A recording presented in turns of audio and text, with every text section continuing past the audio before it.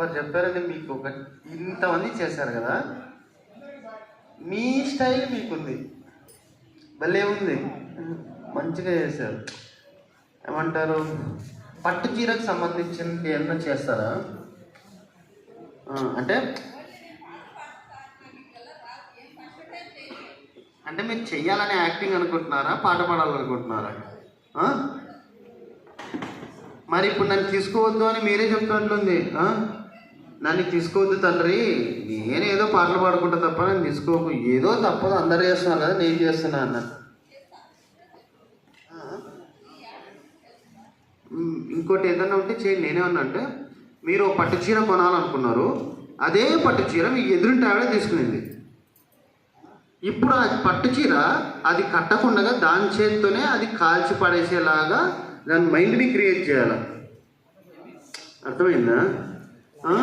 బాగానే ఉంది కానీ పట్టు చీర నేను ఇట్లాంటి తీసుకుంటా అనుకుంటే, ఏమో ఈ కలర్ బాగాలేనట్టుంది, ఎక్కడో ఈ బార్డర్ బాగాలేనట్టుందే, ఈ టైప్లో ఎందుకో ఇట్లా అనిపిస్తుంది.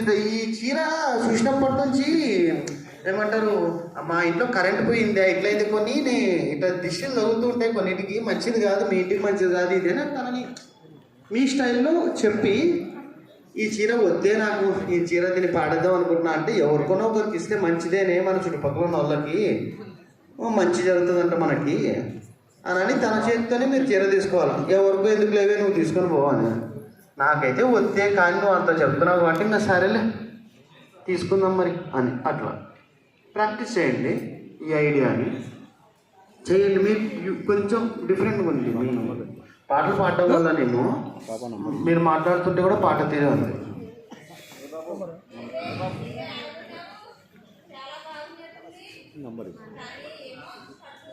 కూర్చో కూర్చో, యాడికి పోదు, నువ్వు కూర్చో.